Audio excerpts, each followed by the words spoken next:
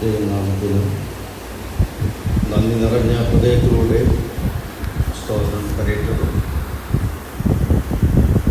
പിന്നെ ദൈവവചന പഠനത്തോടുള്ള ബന്ധത്തിൽ നമുക്ക് ദൈവസന്നിധിയിലേക്ക് അടുത്തു വരുവാൻ സ്വർഗത്തിലെ ദൈവം അവസരം ഒരുക്കിയത് ഓർത്ത് നമുക്ക് ദൈവത്തെ സ്തുതിക്കാം. പ്രാർത്ഥനയിൽ ഓർത്തതുപോലെ ഓബദ്യാവിൻ്റെ പുസ്തകത്തിൽ നിന്നുള്ള കാര്യങ്ങളാണ് കഴിഞ്ഞ ക്ലാസ്സിൽ നമുക്ക് ചിന്തിക്കുവാനായിട്ട് ഇടയായിത്തീർന്നത്. വേദപുസ്തകത്തിലെ 31-ാമത്തെ പുസ്തകവും ബൈബിളിൽ ഒരധ്യായം മാത്രമുള്ള 5 പുസ്തകങ്ങളിൽ ഒരു പുസ്തകമായിരിക്കും. അബാദ്യയിൽ നിന്നാണ് നാം ചിന്തിച്ചുകൊണ്ടിരുന്നത്. കഴിഞ്ഞ ആഴ്ചയിൽ പറഞ്ഞതുപോലെ തന്നെ ഈ പുസ്തകത്തിൽ 21 വാക്യങ്ങളുണ്ട്. 3 ക്ലാസ്സുകൾ എനിക്ക് അനുവദിക്കപ്പെട്ടിട്ടുണ്ട്. അനുവദിക്കപ്പെട്ട സമയത്തിൽ അതിൽ നിന്ന് തിരഞ്ഞെടുത്ത ചില കാര്യങ്ങൾ പറയുവാനായിട്ടാണ് കർത്താവിൽ ഞാൻ ശ്രമപ്പെടുന്നത്. അതുകൊണ്ട് കഴിഞ്ഞ ആഴ്ചയിൽ പ്രാരംഭത്തിലെ 7 വാക്യങ്ങൾ വായിച്ചതുപോലെ തന്നെ ഈ ക്ലാസ്സിൽ നമുക്ക് തുടർന്നുള്ള 8 മുതൽ 14 വരെയുള്ള വാക്യങ്ങൾ വായിക്കും.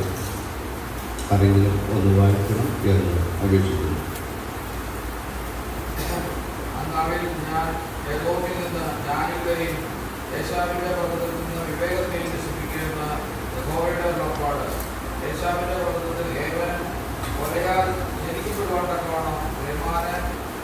വീരന്മാർ ഗ്രഹിച്ചു പോകും. നിന്റെ സഹോദരനായ യാക്കോബിനോട് നീ ചെയ്ത സാഹസം നിമിത്തം ലജ്ജ നിന്നെ മൂടും. നീ സദാകാലത്തേക്കും ഛേദിക്കപ്പെടും. നീ എതിരെ നിന്ന നാളിൽ അന്യജാതിക്കാർ അവന്റെ സമ്പത്ത് അപഹരിച്ചിട്ട് പോവുകയും അന്യദേശക്കാർ അവന്റെ ഗോപുരങ്ങളിൽ കടന്ന് യെരൂശലേമിനെ ചുറ്റുവിടുകയും ചെയ്യുന്ന നാളിൽ തന്നെ നീയും അവരിൽ ഒരുത്തിനെ പോലെ ആയിരുന്നു. നിന്റെ സഹോദരന്റെ ദിവസം അവന്റെ അനർത്ഥ ദിവസം തന്നെ നീ കണ്ട് രസിക്കേണ്ടതല്ല. നീ യഹൂദരെ കുറിച്ച് അവരുടെ അപായ ദിവസത്തിൽ സന്തോഷിക്കേണ്ടതല്ല. അവരുടെ കഷ്ട ദിവസത്തിൽ നീ വമ്പു പറയേണ്ടതല്ല. എന്റെ ജനത്തിന്റെ അപായ ദിവസത്തിൽ നീ അവരുടെ വാതിലിനകത്ത് കടക്കേണ്ടതല്ല.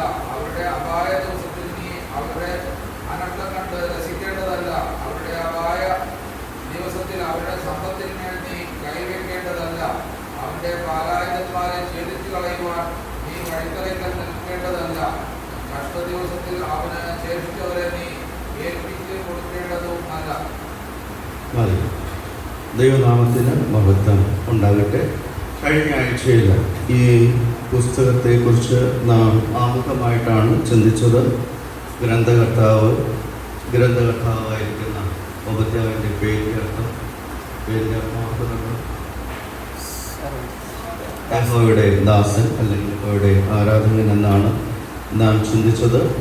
അതുപോലെ ഓബദ്യാവിൻ്റെ സ്വഭാവ സവിശേഷതകൾ, അദ്ദേഹത്തെക്കുറിച്ച് ചരിത്രപരമായിട്ട് നമുക്കൊന്നും ലഭിക്കുന്നില്ല. എങ്കിലും ഇവിടെ ഈ ഓബദ്യാവിൻ്റെ പുസ്തകത്തിലെ എഴുത്തുകൾ അതിൽ നിന്ന് തൻ്റെ സ്വഭാവ സവിശേഷതകൾ എടുത്ത് പറയുവാനായിട്ടിടയായി. അതുപോലെ ഈ പുസ്തകത്തിൽ വിളങ്ങുന്നതായിട്ടുള്ള ആത്മീക സത്യങ്ങൾ, 10 ആത്മീക സത്യങ്ങളെ നാം ഓർക്കുവാനായിട്ട് ഇടയായിത്തീർന്നു. അതുപോലെ ഓബദ്യാവ് ഇംഗ്ലീഷ് പേരിനോടുള്ള ബന്ധത്തിൽ ആൽഫബറ്റിനനുസരിച്ച് നാം ചിന്തിച്ചപ്പോൾ 7 കാര്യമാണ് പറയേണ്ടിയിരുന്നത്. ഒരക്ഷരം എനിക്ക് വിട്ടുപോയി. 2 എ വരുന്നുണ്ട്.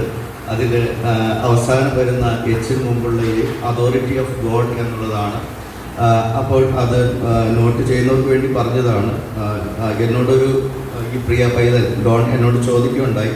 അവനോട് ഞാൻ പറഞ്ഞു അത് 1-ാമത്തെ വാക്യമാണ് വെളിപ്പെടുത്തുന്നത്. ദൈവത്തിൻ്റെ അധികാരം 1-ാം വാക്യത്തിൽ നമുക്ക് കാണുവാനായിട്ട് സാധിക്കും. കൂടുതലായിട്ട് തുടർന്ന് അതിനെപ്പറ്റി ഒന്നും പറയുവാനായിട്ട് ആഗ്രഹിക്കുന്നില്ല. തുടർന്ന്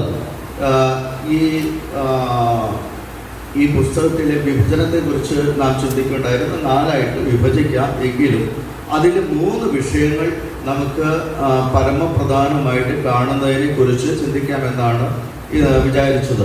അതിപ്രകാരമാണ്: ഏതോ അഹങ്കാരത്തിൻ്റെ വേരുകൾ, 2 സഹോദരനോടുള്ള പാപം നിഷ്ക്രിയതയുടെ കുറ്റമായിട്ട് അതൊരു വിഷയമായിട്ട് നമുക്ക് കണക്കാക്കാനായിട്ട് സാധിക്കും.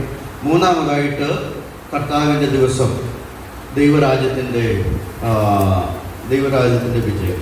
ഈ 3 കാര്യങ്ങൾ പറയാനായിട്ടാണ് ഞാൻ ആഗ്രഹിച്ചത്. എങ്കിലും ഇന്ന് ആ വിഷയം അടുത്ത ക്ലാസ്സിൽ സംക്ഷിപ്തമായിട്ട് 3 കാര്യങ്ങൾ പറഞ്ഞിട്ട് പറയാമെന്നാണ് വിചാരിക്കുന്നത്. ഇന്ന് ഈ പുസ്തകത്തിൽ നമ്മുടെ ജീവിതത്തിലേക്ക് വിരൽ ചൂണ്ടുന്ന ചില പ്രായോഗിക പാഠങ്ങൾ പറയാം എന്നാണ്, ചിന്തകൾ പറയാം എന്നാണ് കർത്താവിൽ ഞാൻ ശരണപ്പെടുന്നത്. ഈ പുസ്തകം നാം പരിശോധിക്കുമ്പോൾ അതിൽ നമുക്കറിയാം അനേകമായ കാര്യങ്ങൾ, ഇതിലെ വാക്കുകളെല്ലാം വളരെ പ്രാധാന്യം നൽകുന്നതായിട്ട് നമുക്ക് മനസ്സിലാക്കുവാനായിട്ട് സാധിക്കുന്നുണ്ട്. ഇതിലെ കാര്യങ്ങൾ കേവലം ഒരു ചരിത്ര പ്രഖ്യാപനം മാത്രമായിട്ട് അതിരിക്കുന്നില്ല, മറിച്ച് നമ്മുടെ ആത്മീക ജീവിതത്തിലേക്ക് നാം എന്ത് ചെയ്യണം എന്നുള്ളത് വളരെ വ്യക്തമായിട്ട് വെളിപ്പെടുത്തുന്നതായിട്ട് നമുക്ക് കാണുവാൻ കഴിയും. ഇന്ന് നാം വായിച്ച ഭാഗങ്ങളിൽ അല്ല അല്ല അല്ല അങ്ങനെയല്ല അങ്ങനെയല്ല എന്ന് പറയുന്നത് നമുക്ക് കാണുവാനായിട്ട് കഴിയും. എന്താണ് അത് സൂചിപ്പിക്കുന്നത്? അങ്ങനെ ആയിരിക്കാൻ പാടില്ല, ഇങ്ങനെ ആയിരിക്കണം. അത് നമ്മുടെ പ്രവൃത്തിയോടുള്ള ബന്ധത്തിൽ നമ്മെ ഓർപ്പിക്കുന്ന കാര്യമാണ്. അതുകൊണ്ട് നമുക്കറിയാം, വചനം പഠിക്കുമ്പോഴൊക്കെ അതെന്ത് നാം പ്രവൃത്തി പദത്തിലേക്ക് കൊണ്ടുവരണം എന്നുള്ളതാണ് നമ്മെക്കുറിച്ച് ദൈവം ആഗ്രഹിക്കുന്നത്. അതുകൊണ്ട് നാം ആ കാര്യങ്ങൾ ചെയ്യണം എന്നുള്ളത് വസ്തുനിഷ്ഠമായിട്ട് ദൈവവചനം നമ്മെ പഠിപ്പിക്കുന്ന സത്യമാണ്. അതുകൊണ്ട് ഈ പുസ്തകത്തിലും പറയുന്നതായിട്ട് കാര്യങ്ങൾ നമ്മുടെ ജീവിതത്തിലേക്ക് അടർത്തിയെടുക്കുവാനും അതിനെ പ്രാവർത്തികമാക്കുവാനും കഴിയേണ്ടത് വളരെ ആവശ്യമാണ്. അങ്ങനെ ഇന്ന് നമ്മുടെ പ്രായോഗിക ജീവിതത്തിലേക്ക് അടർത്തിയെടുക്കുവാൻ കഴിയുന്നതായ ചില ചിന്തകൾ മാത്രം പറയാം എന്നാണ് കർത്താവിൽ ശരണപ്പെടുന്നത്. നമുക്ക് ഒന്നാമത്തെ വാക്യം ഒന്ന് വായിക്കാം. അവിടെ ഒന്നാമത്തെ വാക്യം, ഓബദ്യാവിന്റെ ദർശനം. യഹോവയായ കർത്താവ് ഏദോമിനെ കുറിച്ച് ഇപ്രകാരം അരുളി ചെയ്യുന്നു: നാം യഹോവയെങ്കിൽ നിന്ന് ഒരു വർത്തമാനം കേട്ടിരിക്കുന്നു. ജാതികളുടെ ഇടയിൽ ഒരു ദൂതനെ അയച്ചിരിക്കുന്നു. എഴുന്നേൽപ്പേൻ, നാം അവളുടെ നേരെ യുദ്ധത്തിന് പുറപ്പെടുക. ഇവിടെ ശ്രദ്ധിക്കുക, ദൈവികമായിട്ടുള്ള ഒരു ശബ്ദം അവിടെ കേൾക്കുന്നു. അവിടെ പ്രത്യക്ഷമായിട്ട് കാണുവാൻ കഴിയുന്ന ചില കാര്യങ്ങൾ കാണുന്നു. അതിനോട് ബന്ധപ്പെട്ട് ചെയ്യേണ്ടതായിട്ടുള്ള കാര്യങ്ങളാണ് അതിൻ്റെ 2ാം ഭാഗത്ത് പറഞ്ഞിരിക്കുന്നത്. എന്താണ് പറഞ്ഞിരിക്കുന്നത്? എഴുന്നേൽപ്പിൻ, നാം അവരുടെ നേരെ യുദ്ധത്തിന് പുറപ്പെടുക. ഞാൻ ആദ്യം ഓർപ്പിച്ചതുപോലെ ഇവിടെ യുദ്ധത്തിന് പുറപ്പെടുക എന്നൊക്കെ പറയുമ്പോൾ അത് ചരിത്രപരമായിട്ടുള്ള പ്രധാനമായിട്ടുള്ള പ്രഖ്യാപനമായിട്ട് നമുക്ക് കാണുവാനായിട്ട് കഴിയും. എന്നാൽ നാം ആത്മീയമായിട്ട് നാം ചിന്തിക്കുമ്പോൾ നമ്മുടെ ജീവിതത്തിൽ നാം എടുക്കേണ്ടതായിട്ടുള്ള ചില കാൽവയ്പ്പുകളെ കുറിച്ച് നമ്മെ ബോധ്യപ്പെടുത്തി തരുന്നതായിട്ട് നമുക്ക് കാണുവാനായി കഴിയും. ചില പാഠങ്ങൾ നമുക്ക് ഈ വാക്യത്തിൽ നിന്നും ലഭിക്കുന്നതായിട്ട് നമുക്ക് കാണുവാൻ കഴിയും. ഇവിടെ എന്താണ് ഒരു വർത്തമാനം കേട്ടത്? ഒരു യുദ്ധത്തിനായിട്ടുള്ള തയ്യാറെടുപ്പിന് വേണ്ടിയുള്ള ഒരു വർത്തമാനമാണ് അവർ കേട്ടിരിക്കുന്നത്. ജാതികളുടെ ഇടയിൽ ഒരു ദൂതനെ അവിടെ അയച്ചിരിക്കുകയാണ്. ഇവിടെ ദൈവത്തിൻ്റെ ആത്മാവ് പറയുകയാണ്, അതിനെ തുടർന്ന് പറയുകയാണ്, എഴുന്നേൽക്കുക. പ്രിയമുള്ളവരെ, നമുക്കറിയാം, നാം ഏതൊരു കാര്യത്തിന് വേണ്ടിയിട്ടും എന്തെങ്കിലും ചെയ്യണമെങ്കിൽ എന്താണ് നാം സാധിക്കേണ്ടത്? നാം ഇരിക്കുന്നിടത്തുനിന്ന് എഴുന്നേൽക്കണം. അതാണ് നമുക്ക് മനസ്സിലാക്കുവാനായിട്ട് സാധിക്കുന്നത്. തിരുവചനത്തിൽ നമുക്ക് അത് തന്നെയാണ് കാണുവാനായിട്ട് കഴിയുന്നത്. നമ്മുടെ ജീവിതത്തിൽ നമുക്കറിയാം, നാം എല്ലാവരും പാപത്തിൻ്റെ അവസ്ഥയിൽ കിടന്നിരുന്നവരായിരുന്നു. എന്നാൽ നമ്മെ രക്ഷിച്ചപ്പോൾ, അവൻ ആത്മീയ അനുഗ്രഹങ്ങൾ നമ്മെ അനുഗ്രഹിച്ചപ്പോൾ സ്വർഗോന്നതങ്ങളിൽ നമ്മെ ഇരുത്തിയിരിക്കുന്നു എന്നാണ് എഫേസ്യർ ലേഖന കർത്താവ് പറയുന്നത്. എന്നാൽ നമ്മെ സംബന്ധിച്ചിടത്തോളം നാം ആ നിലയിൽ ഇരിക്കാനായിട്ട് ദൈവവചനം ഒരിടത്തും നമ്മെ അനുശാസിക്കുന്നില്ല. നാം എഴുന്നേൽക്കേണ്ടവരാണ് എന്നുള്ള സത്യം നമ്മെ വളരെ വസ്തുനിഷ്ഠമായിട്ട് നാം തിരുവചനത്തിലൂടെ നമുക്ക് കാണുവാനായിട്ട് കഴിയും. എഴുന്നേൽക്കുക എന്ന് പറയുമ്പോൾ തന്നെ നമുക്കറിയാം, ഇവരുടെ മുമ്പിൽ എന്താണുള്ളത്? ഇവർക്കൊരു യുദ്ധത്തിനാണ് പുറപ്പെടേണ്ടത്. ഇവർക്കൊരു തയ്യാറെടുപ്പ് വേണം. ഇരിക്കുന്ന ആ അവസ്ഥയിൽ ആ തയ്യാറെടുപ്പ് നടക്കുകയില്ല. അപ്പോൾ എന്താണ് ഇത് കാണിക്കുന്നത്? നാം ഉണരേണ്ട ഒരവസ്ഥയെ അത് നമ്മെ ഓർപ്പിച്ചുണർത്തുന്നത് നമുക്ക് കാണുവാനായിട്ട് കഴിയും. ദൈവമക്കളാകുന്ന നമ്മോടുള്ള ബന്ധത്തിൽ ഉണരേണ്ടത് ഏതെല്ലാം നിലയിലായിരിക്കണം? ഏതെല്ലാം നിലയിലാണ്? ദൈവവചനം പഠിപ്പാൻ ഉണരണം, പ്രാർത്ഥിപ്പാനായിട്ട് ഉണരണം. ദൈവികമായിട്ടുള്ള വചനത്തിലെ സത്യങ്ങളുടെ നിസ്സംഗത അത് ഒഴിവാക്കുവാനായിട്ട് കഴിയേണ്ടത്, വിശ്വാസത്തിൽ നിസ്സംഗത ഒഴിവാക്കുവാനായിട്ട് കഴിയേണ്ടത് വളരെ ആവശ്യമാണ്. അതുപോലെ നാം ആത്മീകമായിട്ടും അന്ധീഭവിച്ച അവസ്ഥയിലാണെങ്കിൽ, ഉറങ്ങുന്ന അവസ്ഥയിൽ ആണെങ്കിൽ ഉണരേണ്ട ആവശ്യമുണ്ട് എന്നുള്ളത് ദൈവവചനം വളരെ ഗൗരവപൂർണമായിട്ടും സൂക്ഷ്മതയോടും പറഞ്ഞിരിക്കുന്നത് നമുക്ക് കാണുവാൻ കഴിയും. എഫേസ്യ ലേഖനം 5-ാം അധ്യായത്തിലേക്ക് കടന്നു വരുമ്പോൾ 14-ാം വാക്യത്തിൽ വായിക്കുന്നുണ്ട്, അതുകൊണ്ട് ഉറങ്ങുന്നവനെ ഉണർന്ന് മരിച്ചവരുടെ ഇടയിൽ നിന്ന് എഴുന്നേൽക്കുക. നാം ഇന്ന് എവിടെയാണ് നാം ഉറങ്ങുന്നത്? നാം ഉറങ്ങുന്നത് മരിച്ചവരുടെ ഇടയിലാണ്. മരിച്ചവരുടെ ഇടയിൽ ഉറങ്ങുക എന്ന് പറഞ്ഞു കഴിഞ്ഞാൽ ഈ ലോകത്തില് പാപത്തിന്റെ അവസ്ഥയിൽ മരിച്ചിരിക്കുന്ന അനേകമായ ആളുകളുടെ നടുവിൽ നാം ഉറങ്ങുന്നവരാണെന്ന് ദൈവാത്മാവ് പറയുകയാണ്. വാസ്തവമായിട്ടും ഭൗമികമായ ഭാഷയിൽ ചിന്തിക്കുമ്പോൾ മരിച്ചവരുടെ ഇടയിൽ കിടന്ന ആരും ഉറങ്ങാറില്ല. അവിടെ പോയി കഴിഞ്ഞാൽ എന്താണ് അവർ ആ മരിച്ചുപോയ ആളെ കുറിച്ച് നാം ചിന്തിക്കും, അവരെ കുറിച്ചുള്ള ദുഃഖമുണ്ടാകും, അങ്ങനെയുള്ള കാര്യങ്ങളാണ്. എന്നാൽ ദൈവത്തിന്റെ ആത്മാവ് ആ വിഷയത്തെ മരിച്ചവരോടുള്ള ബന്ധത്തിൽ പറഞ്ഞിരിക്കുമ്പോൾ നമുക്കതിൻ്റെ ഗൗരവത്തെ മനസ്സിലാക്കുവാനായിട്ട് സാധിക്കും. നാം ഉറങ്ങുന്നവരാണോ? എന്നാൽ നാം ഉണരേണ്ട ആവശ്യം വന്നിരിക്കുന്നു എങ്കിൽ നാം എഴുന്നേൽക്കേണ്ടത് വളരെ ആവശ്യമാണ്. എല്ലാ കാര്യങ്ങളോടും ഏതൊരു കാര്യത്തിന് വേണ്ടി ഒരു പുറപ്പാട് നടക്കുമ്പോൾ എഴുന്നേൽക്കാം, നാം പോവുക. കർത്താവ് ഈ ഭൂമിയിൽ പരസ്യ ശുശ്രൂഷ വേളയിലും ആ ശബ്ദം നാം അനേകം കേട്ടിട്ടുണ്ട്. എഴുന്നേൽപ്പിൽ നാം പോവുക എന്നുള്ള വാക്കുകൾ നമുക്ക് കാണുവാനായി കഴിയും. നമ്മുടെ പ്രായോഗിക ക്രിസ്തീയ ജീവിതത്തിൽ നാം എഴുന്നേൽക്കേണ്ട ആവശ്യമുണ്ടെങ്കിൽ എഴുന്നേൽക്കേണ്ടത് വളരെ ആവശ്യമാണ്. നാം ഇരിക്കുന്ന ആ അവസ്ഥയിൽ ആയിരിക്കുന്നത് നല്ലതൊക്കെ തന്നെയാണ്, മറിച്ച് നാം എഴുന്നേൽക്കേണ്ടത് ആവശ്യമാണ്. നാം ഒരു പാട്ട് പാടാറുണ്ടല്ലോ, നാം ഇവിടെ ഇരിക്കുന്നത് നല്ലതാണെങ്കിലും ഇനിരിപ്പതു നന്നാണെങ്കിലും സോദരരെ താണിറങ്ങി ദൈവ സേവ ചെയ്യുവാനായി പോകാം. പിരിഞ്ഞു പോകണമെങ്കിൽ എന്ത് ചെയ്യണം? നാം ആയിരിക്കുന്ന ആ അവസ്ഥയിൽ നിന്ന് നാം ഉണർന്ന് എഴുന്നേൽക്കുവാനായിട്ട് കഴിയേണ്ടത് വളരെ ആവശ്യമാണ്. ഈ വാക്യത്തില് നമുക്ക് മറ്റൊരു കാര്യം കാണുവാനായിട്ട് കഴിയുന്നത് എന്താണ്? ഇത് നമ്മെ ഒരു പ്രവർത്തനത്തിലേക്ക് നമ്മെ ആനയിക്കുകയാണ്. എന്താണ് ഇവിടെ കാണുന്നത്? ഇവിടെ നാം വായിക്കാം, എഴുന്നേൽപ്പിൻ, നാം അവരുടെ നേരെ യുദ്ധത്തിന് പുറപ്പെടുക. ഒരു പുറപ്പെടലിന്റെ കാര്യത്തെ പറയുകയാണ്. എന്തിനുള്ള പുറപ്പാണ്? യുദ്ധത്തിനായിട്ടുള്ള പുറപ്പാടാണ്. യുദ്ധത്തിന് പുറപ്പെടുമ്പോൾ എങ്ങനെ പുറപ്പെടണം? വളരെ കരുതലുകൾ ആവശ്യമാണ്. ഒരു രാജ്യം മറ്റൊരു രാജ്യത്തോട്, ഇപ്പൊ യുദ്ധങ്ങളുടെ കാലമാണല്ലോ, അത് ചെയ്യുമ്പോൾ അവർക്ക് അനേകമായിട്ടുള്ള കരുതലുകൾ ആവശ്യമാണ്. അതുപോലെ തന്നെ മറ്റ് രാജ്യങ്ങളുടെ സഹായം തന്നെ ആവശ്യമാണ്. അപ്പോൾ ഒരു പുറപ്പാടിന് വേണ്ടിയിട്ട് നാം ആയിരിക്കുമ്പോൾ നമ്മുടെ മുമ്പിൽ ഒരു കാര്യമുണ്ട്. എന്താണ്? നാം നടപടി എടുക്കണം, നടപടി സ്വീകരിക്കണം.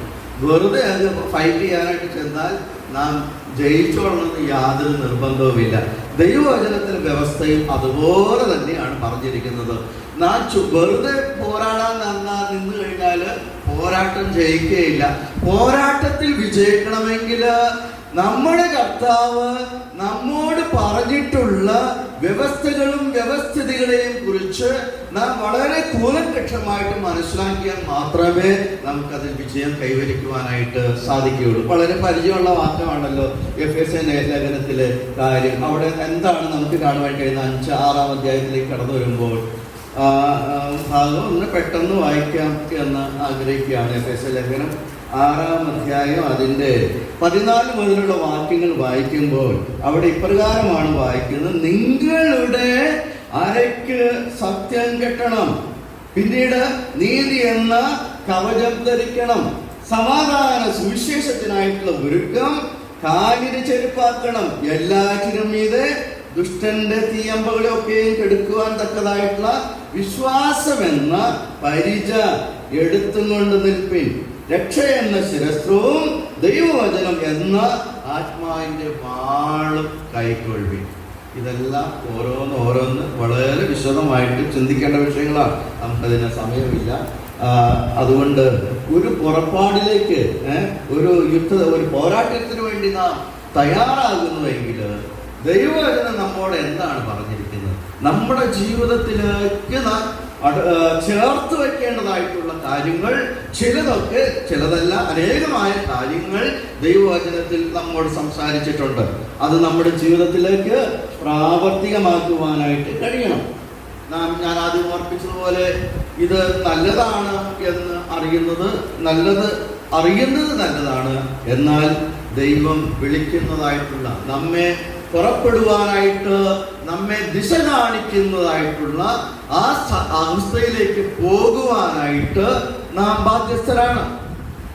പാട്ടുകാരൻ ഇങ്ങനെയും പാടിയിട്ടുണ്ടല്ലോ, മുന്നിലൊരു ചോട് വയ്പാൻ മാത്രമിട കാണുന്നു ഞാൻ, ആയത് മതി എനിക്ക് മാത്രമല്ല ദൈവഹിതം. നമ്മുടെ ജീവിതം ദൈവഹിതത്തിനനുസരിച്ചായിരിക്കണം. ദൈവവചനം എന്താണ് പറയുന്നത്? എന്റെ നീതിമാൻ വിശ്വാസത്താൽ ജീവിക്കും, പിന്മാറുന്നുവെങ്കിലോ എന്റെ ഉള്ളത്തിന് അവന് പ്രസാദമില്ല. പ്രിയമുള്ളവരെ, ഇത് വളരെ ഗൗരവത്തോടെ നാം മനസ്സിലാക്കേണ്ടത് വളരെ ആവശ്യമാണ്. നാം ആയിരിക്കുന്ന അവസ്ഥ നല്ലതാണ്, എന്നാൽ നമുക്കൊരു പുറപ്പെടുവന്ന ഒരു അവസ്ഥ നമുക്കുണ്ടായിരിക്കണം. യോഹന്നാന്റെ സുവിശേഷത്തിന് ഒരു വാക്യം, യോഹന്നാന്റെ സുവിശേഷം 10-ാം അധ്യായം 9-ാം വാക്യം നമുക്ക് വളരെ പരിചയമുള്ളതാണ്. ഞാൻ വാതിലാകുന്നു. അതിനോടൊന്ന് ചേർക്കാമോ? തുടർന്ന് പറയുന്നു, ഞാൻ വാതിലാകുന്നു. പിന്നീട് എന്താ പറയുന്നത്? എന്നിലൂടെ കടക്കുന്നവൻ രക്ഷപ്പെടും. പിന്നീട് എന്താ പറയുന്നത്? അവൻ അകത്ത് വരുന്നു. അവിടെ നിന്നുകൊണ്ട് തീർന്നോ? ഇല്ല. പിന്നീട് എന്താ പറയുന്നത്? അവൻ പുറത്തു പോകുന്നു, മേച്ചിൽപ്പുറങ്ങൾ അവൻ കണ്ടെത്തുന്നു. പ്രിയമുള്ളവരെ, ദൈവമക്കളായിരിക്കുന്ന ഞാൻ എന്തുകൊണ്ട് ഇത് പറഞ്ഞത് താല്പര്യം, നാം ആയിരിക്കുന്ന അവസ്ഥ നല്ലതാണ്, അത് എത്രയും മനോഹരമാണ്. നാം ഈ ദൈവകൃപയിലേക്ക് വരുവാനായിട്ട് നമുക്ക് ഭാഗ്യം ലഭിച്ചു എന്നുള്ളത് ഏറെ ധന്യമാണ്. എന്നാൽ നാം ഇങ്ങനെ ആയിരിക്കുവാനായിട്ടല്ല ദൈവം നമ്മെക്കുറിച്ച് ആഗ്രഹിക്കുന്നത്. കർത്താവിൻ്റെ ഇഷ്ടം ചെയ്യുവാനായിട്ട് ദൈവം നമ്മെക്കുറിച്ച് ആഗ്രഹിച്ചിട്ടുണ്ട്. ഉൽപ്പത്തി പുസ്തകത്തിൽ അബ്രാമിനെ കുറിച്ച് നമുക്കറിയാം. അബ്രാമിനോട് ഒരു ദിവസം ദൈവം അരുളി ചെയ്തു, എന്താണ് ചെയ്യേണ്ടത്? നീ ഈ ദേശം വിടണം. പിന്നെന്താ പറഞ്ഞത്? നീ നിന്റെ ചാർച്ചക്കാരെ വിടണം. പിന്നെ എന്താ പറഞ്ഞത്? നീ നിന്റെ പിതൃഭവനത്തെ വിടണം. അപ്പൊ നോക്കുക, എന്തൊക്കെയാ വിടേണ്ടത്? എല്ലാം വിടണം. അതിന്റെ അർത്ഥം നീ സകലവും വിടണം. നമ്മുടെ കർത്താവ് എന്താ പറഞ്ഞത്? നമ്മുടെ കർത്താവിന്റെ പിന്നാലെ വന്നവർ സകലവും വിട്ടാണ് അവർ അനുഗ്രഹിച്ചത്. പ്രിയമുള്ളവരെ, സകലവും വിടുക എന്നുള്ളത് നമ്മൾ വിടേണ്ടതായിട്ടുള്ള കാര്യങ്ങൾ വിട്ടാൽ മാത്രമേ പുറപ്പെടുവാനായിട്ട് സാധിക്കുകയുള്ളൂ. ചിലതൊക്കെ നാം പിടിക്കുന്നതായിരിക്കും, അല്ലേ? ചിലതൊക്കെ നാം പിടിച്ചു വെച്ചിരിക്കുകയാണ്. ഈ പിടുത്തം വിടാനായിട്ട് നമുക്ക് താല്പര്യം തോന്നുകയില്ല. ചില കാര്യങ്ങൾ നമ്മെ ബന്ധിച്ചിരിക്കുകയാണ്. ആ കാര്യത്തെക്കുറിച്ച് നാം വളരെ ബോധവാന്മാരായി തീരേണ്ടത് വളരെ ആവശ്യമാണ്. ഇവിടെ ഇവർ യുദ്ധത്തിനായിട്ട് പുറപ്പെടുമ്പോൾ നമുക്ക് ദൈവമക്കളായിരിക്കുന്ന നമുക്ക് ആത്മീയമായ സത്യം നമുക്ക് നൽകുന്നത്, ഒരു പുറപ്പാടിനായിട്ട് ഒരുമ്പെടുമ്പോൾ നാം വിടേണ്ടതായിട്ടുള്ള കാര്യങ്ങളെ വിടേണ്ടത് വളരെ ആവശ്യമാണ്. ഇത് നമ്മെ ഓർപ്പിക്കുന്ന മറ്റൊരു കാര്യമുണ്ട്. എന്താണ്? പാപത്തിനെതിരെ യുദ്ധം ചെയ്യണം എന്നുള്ളതാണ്. എന്തുകൊണ്ടാണ് ഞാനത് പറഞ്ഞതെന്ന് ചോദിച്ചു കഴിഞ്ഞാൽ, ഈ അധ്യായത്തിൽ എന്താ വിവരിക്കുന്നത്? ഏദോമിന്റെ പാപത്തെക്കുറിച്ചാണ്. ഏദോം അവരെങ്ങനെയുള്ള, അവർ അഹങ്കാരികളാണ്, അവര് അസൂയുള്ളവരാണ്, അവർ ദ്വേഷം പുലർത്തുന്നവരാണ്, സഹോദര വഞ്ചന ചെയ്യുന്നവരാണ്. അങ്ങനെ അനേകമായ പാപങ്ങൾക്ക് അവർ വിധേയപ്പെട്ടിരിക്കുന്നു എന്നുള്ളതാണ് നമുക്ക് കാണുവാൻ കഴിയുന്നത്. അങ്ങനെ മാനുഷികമായ നമ്മുടെ ജീവിതത്തിൽ പോരാട്ടത്തിൽ നമ്മെ തോൽപ്പിക്കുന്ന കാര്യങ്ങൾ നമ്മുടെ ജീവിതത്തിലേക്ക് കടന്നു വന്നിട്ടുണ്ടെങ്കിൽ അതിനെയെല്ലാം അതിജീവിക്കുവാനായിട്ട് കഴിയേണ്ടത് വളരെ ആവശ്യമാണ്. അഹങ്കാരം, ഞാൻ എന്തോ ആണെന്നുള്ള ഒരു വിചാരം, അസൂയൊക്കെ കടന്നു വരാം. നമുക്കൊന്നും അസൂയില്ലാന്നൊക്കെ പറഞ്ഞാലും ചില സമയങ്ങളിലൊക്കെ കടന്നു വരാം. അതുപോലെ ദ്വേഷമുണ്ടാകാം, ദ്വേഷിക്കുന്ന അവസ്ഥ. അതുപോലെ പാപശീലങ്ങൾ, യാക്കോബിന് ഒത്തിരി പാപശീലങ്ങളുണ്ടായിരുന്നു.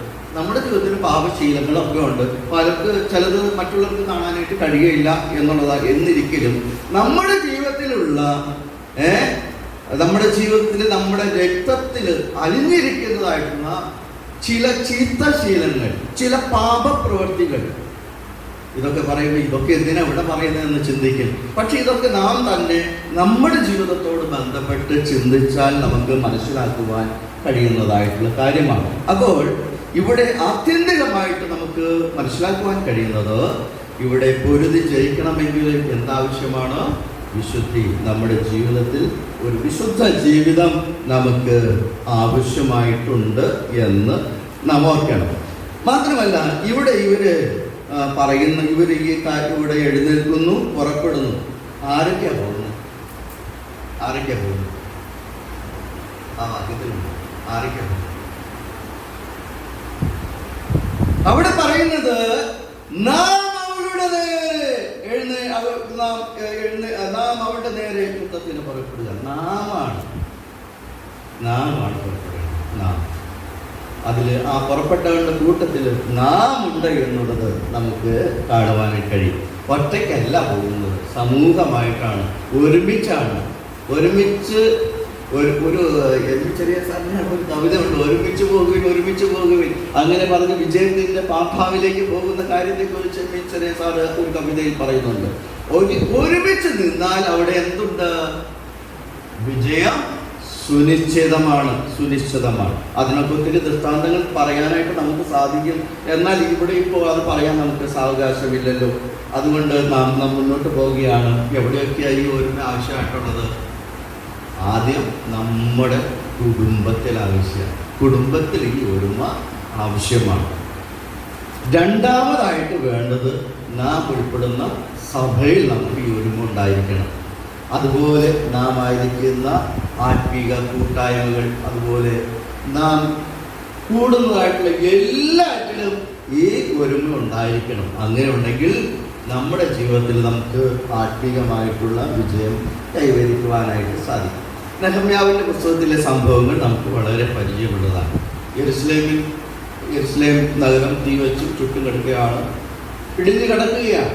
അതിനെ പണിയണം. ഈ വർത്തമാനം കേട്ടപ്പോൾ നെഹമ്യാവ് പറഞ്ഞ ഒരു കാര്യമുണ്ട്. എന്താണ്? നാം ഇനിയും നിന്നാപാത്രമാകാനായിട്ട് പാടില്ല. ഇടിഞ്ഞു കിടക്കുന്ന ഈ കാര്യങ്ങളെല്ലാം പണിയണം എന്ന് പറയുമ്പോൾ പറയുന്നത് നാം അത് പണിയണം എന്നാണ് പറയുന്നത്.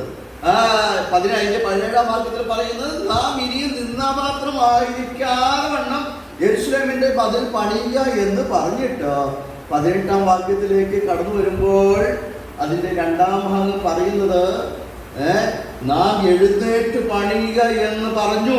അങ്ങനെ അവർ ആ നല്ല പ്രവൃത്തിക്കായി ഇവിടെ ഒരു ക്രിസ്തീയ ജീവിതത്തിലെ എല്ലാ കാര്യങ്ങൾക്കും ഈ കൃത്യത വളരെ ആവശ്യമാണ്. സഭയുടെ ഒരു കാര്യങ്ങൾ, വെളിയിലുള്ള സുവിശേഷീകരണ പ്രവർത്തനം, കൂടി വരും ആർക്കൊക്കെ വേണ്ടിയുള്ളതാണ്? ആർക്കും വേണ്ടി ഈ സഭയിലുള്ള എല്ലാവർക്കും വേണ്ടിയാ. പക്ഷെ നമ്മുടെ കുടുംബത്തിലേക്ക് അത് വരാറുണ്ടോ? ഇല്ല. അതാണ് നമ്മുടെ പരാജയം.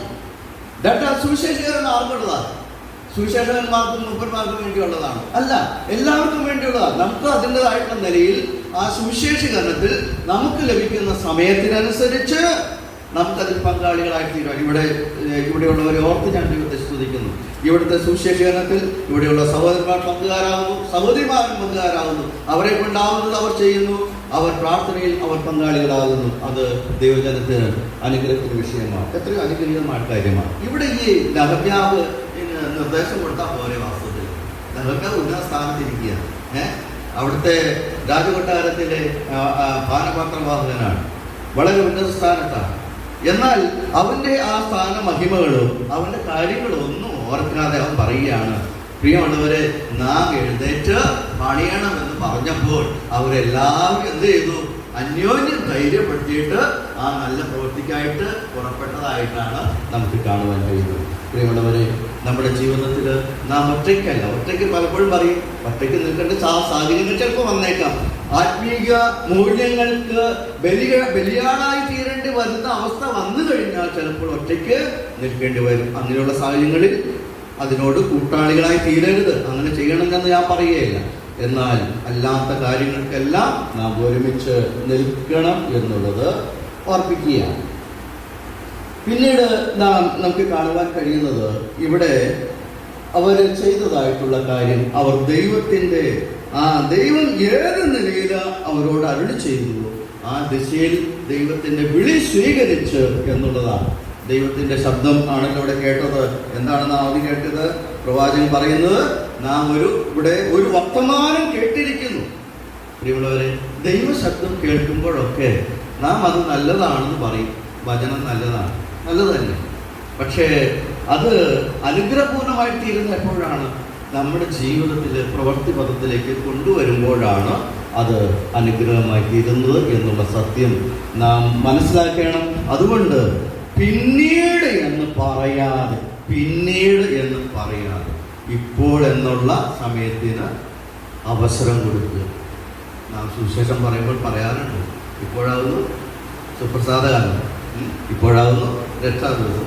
പ്രിയമുള്ളവരെ, വിശ്വാസികളോടുള്ള ബന്ധത്തിൽ അങ്ങനെയാണ്. നാളെ ചെയ്യാന്ന് പറഞ്ഞാൽ നാളെ ചെയ്യാനായിട്ട് പറ്റിയെന്ന് വരില്ല. ഇന്ന് എനിക്ക്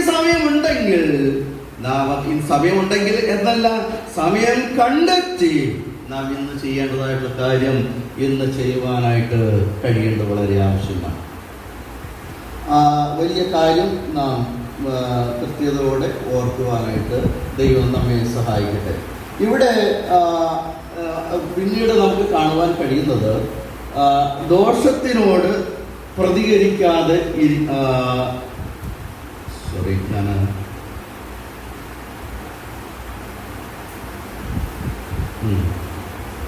സമൂഹം ഒറ്റയ്ക്കല്ല, നാം കൂട്ടായിട്ട് ആ കാര്യം ചെയ്യണമെന്ന് പറയുന്നു. അതിനായി ദൈവം നമ്മോട് കാണിക്കുന്ന ദിശയിൽ നാം മുമ്പോട്ട് പോകണമെന്ന് പറയുന്നു.